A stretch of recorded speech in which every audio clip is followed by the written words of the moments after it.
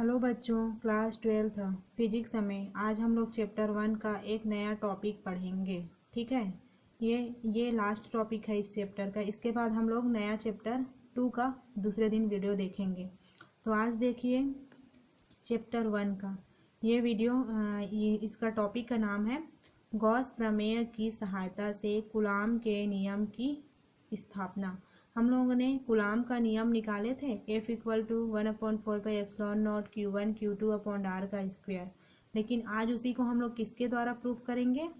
जो गाउस का प्रमेय है, गॉस प्रमेय की सहायता से कूलाम के नियम की स्थापना, उसकी व्युत्पत्ति करेंगे। तो ठीक है, तो हम लोग को कूलाम का नियम तो पता ही है। उसमें क्या बोलते हैं, जो हम लोग का बल होता है उसमें उपस्थित आवेश रहता है, उसके अनुक्रमानुपाती होता है, और उसमें उपस्थित दो बिंदुओं के बीच में उपस्थित दूरी के वर्ग के व्युत्क्रमानुपाती होता है। ठीक है, तो उसी को हम लोग गॉस के प्रमेय की सहायता से प्रूफ करेंगे। तो इसके लिए, इस टॉपिक के लिए देखिए, इसका स्ट्रक्चर इस प्रकार से बनेगा। एक गोला रहेगा, जो बंद पृष्ठ है वो गॉसीय पृष्ठ की तरह ये कार्य करेगा।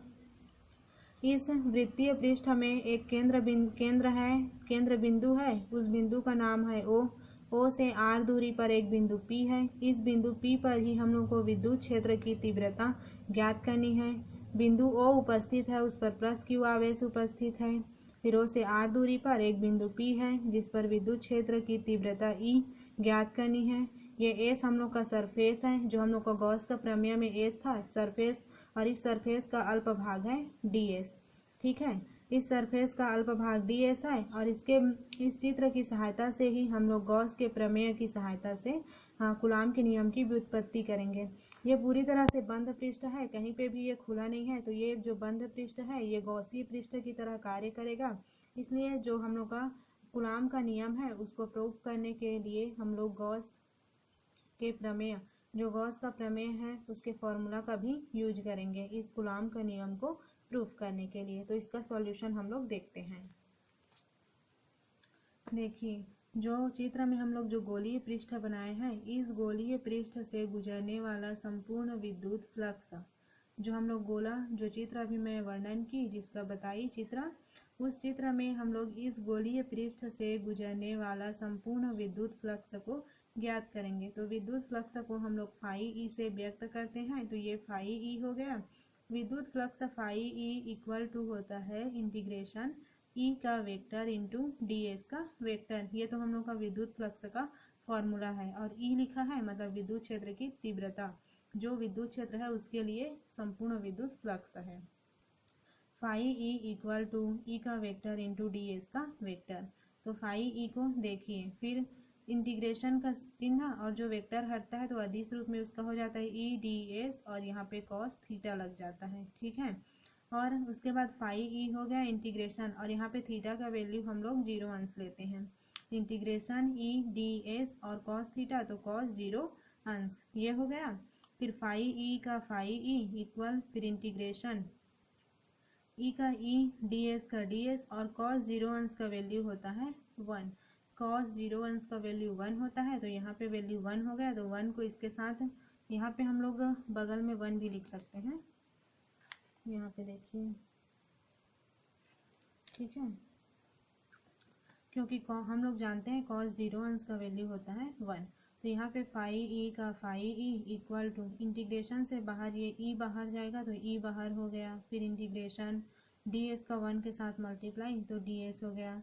फिर फाई ई का फाई ई इक्वल टू ई का ई, और इंटीग्रेशन ds का वैल्यू है 4 पाई r का स्क्वायर, 4 पाई r का स्क्वायर, तो इसका हो गया 4 पाई r का स्क्वायर। फाई ई, तो फाई ई इक्वल टू ई का ई, फिर इंटीग्रेशन ds, इंटीग्रेशन जब ds का हम लोग का वैल्यू होता है 4 पाई r का स्क्वायर, तो ये हो गया 4 पाई r का स्क्वायर। ये इक्वेशन नंबर मेरा हो गया फर्स्ट। इस प्रकार से जो संपूर्ण विद्युत फ्लक्स हम लोग निकाले उसका निकल गया phi E equal to E into 4 pi r का स्क्वायर, इक्वेशन नंबर फर्स्ट। मैं बताई थी चित्र में कि जो हम लोग का गोला हम लोग बनाए हैं, इसका स्ट्रक्चर जो बनाए हैं वो गॉसीय पृष्ठ की तरह कार्य करता है, इसलिए इसमें हम लोग गॉस प्रमेय का यूज करेंगे।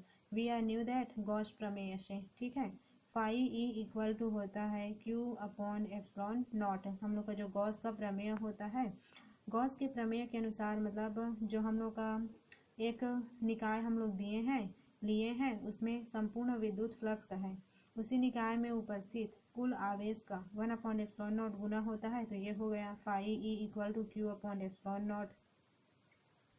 समीकरण 1 का जो हम लोग का लेफ्ट साइड है और समीकरण 2 का लेफ्ट साइड एक दूसरे के इक्वल हैं, तो समीकरण पहला और दूसरा के जो राइट साइड है वो भी एक दूसरे के इक्वल होंगे। तो समीकरण पहला और दूसरा से ये देखिए, इसको मैं यहाँ पे रख दी और इसको यहाँ पे रख दी, ठीक है।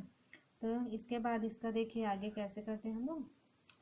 ये समीकरण पहला और दूसरा का जो राइट साइड है वो एक दूसरे के इक्वल हो गए। तो यहाँ पे ई का हम लोग विद्युत क्षेत्र निकाल रहे हैं, तो ई का ई रखी, फिर 4 पाई आर का स्क्वायर। हम लोग का 4 पाई आर का स्क्वायर इधर ई के साथ मल्टीप्लाई में है, तो जब उसको मैं इधर ट्रांसफ़र करूँगी तो वो डिवाइडेड में आ जाएगा। E equal to Q upon epsilon naught है, उसको रहने दी, ये मल्टीप्लाई में है तो इधर आई तो ये क्या हो गया, डिवाइडेड में हो गया। 4 पाई फिर एप्सिलॉन नॉट फिर 1 अपॉन आर का स्क्वायर। ये देखिए ई का ई, फिर इसको हम लोग लिखते हैं जहाँ तक हो सके ऐसे ही लिखा जाता है 1 upon 4 pi epsilon naught into Q upon R का स्क्वायर। ये हो गया मेरा समीकरण नंबर 3। तो ये हो गया हम लोग का जो बिंदु P था चित्र में, उस पर विद्युत क्षेत्र की तीव्रता। लेकिन अब इसके बाद हम लोग क्या करेंगे, इसका जो हम लोग का गॉस के प्रमेय की सहायता से कूलाम के नियम भी उत्पन्न करते हैं। तो हम लोग को पता है कूलाम का नियम F इक्वल टू निकलता है, तो इसके द्वारा हम लोग एक F वाला फॉर्मूला रहता है उसको देखते हैं। तो ये देखिए एक न्यू फार्मूला हम लोग यूज करते हैं। यदि बिंदु P पर एक आवेश Q नॉट की कल्पना करें तो इस पर लगने वाला बल, हम लोग एक और आवेश है, एक दूसरा आवेश मानते हैं Q नॉट, परीक्षण आवेश बोलते हैं ना Q नॉट, उसी को। एक फॉर्मूला होता है E equal to F upon Q naught, विद्युत पारगम्यता में बताई थी मैं, E equal to F upon Q naught. तो देखिए Q नॉट को E के साथ मल्टीप्लाई की तो E Q का नॉट, F का F, तो उसी फॉर्मूला को यहाँ पे यूज की हूँ। F इक्वल टू मेरा आ जाएगा E Q का नॉट। यहाँ पे देखिए Q नॉट E हो गया। अब यहाँ पे F का F रखी और Q नॉट है तो उसको रहने दूंगी। F E का वैल्यू मैं क्या निकाले हूँ समीकरण नंबर 3 में अभी जस्ट, ये देखिए समीकरण नंबर 3 में E इक्वल टू मैं निकाली हूँ 1 upon 4 pi epsilon naught Q upon R का स्क्वायर। इसको ले जाके मैं यहाँ पे पुट कर दूंगी।